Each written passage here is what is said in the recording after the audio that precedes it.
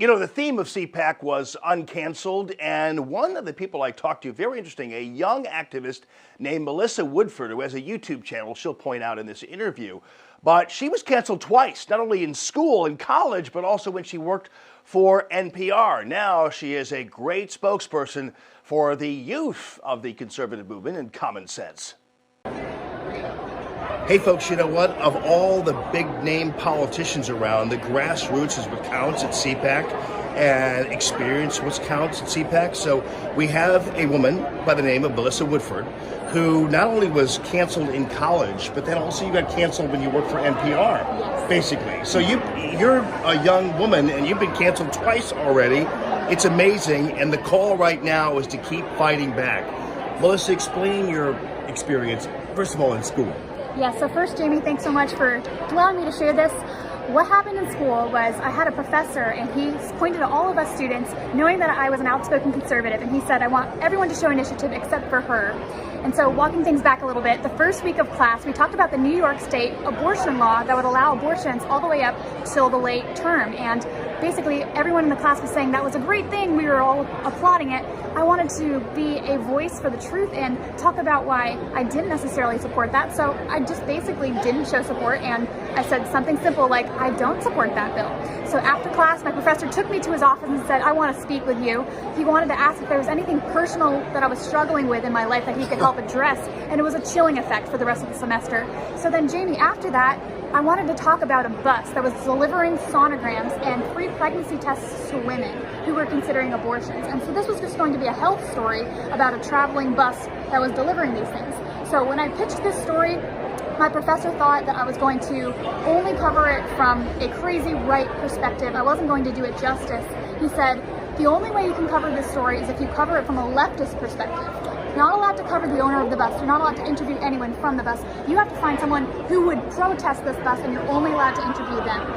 Unbelievable. I've never met someone who would protest this bus. I had to say, theoretically, if you would protest this bus, can I interview you, and what would you say? And she said, I guess, I've never heard about this bus, but okay. And that was the only person I could use for my story. No kidding. So NPR, I mean, you said they weren't as bad, but they were just kind of, they wanted to kind of move you out and move you in a different direction. And when you didn't, then what happened then? Right, so at National Public Radio, I was an intern there, and the experience wasn't quite as bad as when I was at college, but what I had encountered was that whenever I wanted to pitch stories about Donald Trump, they didn't like that, and they knew kind of where I came from as a conservative. I had a religious background.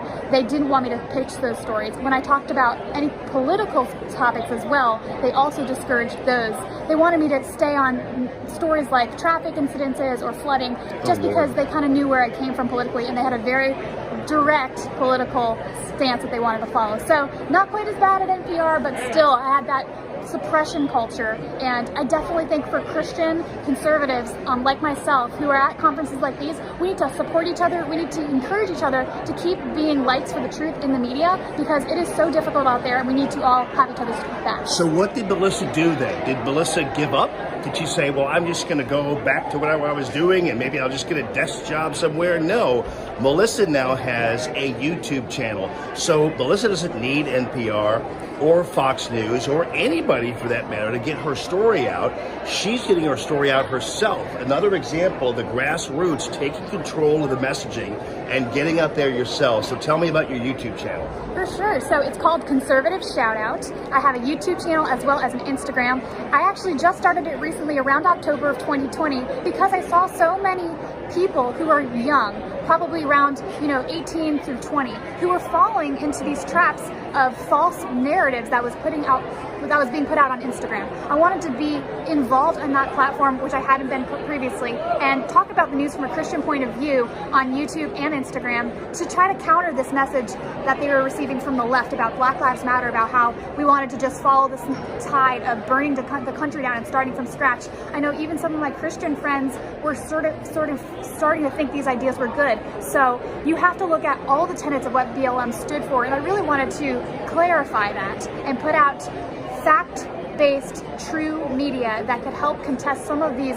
lie-saturated media videos that they were watching and be a counter to that. Right, so fight bad info with good info, right. And specifically fight back. Don't relinquish the ground that we have already. And so you're not afraid YouTube might pull you off or whatever someday, whatever.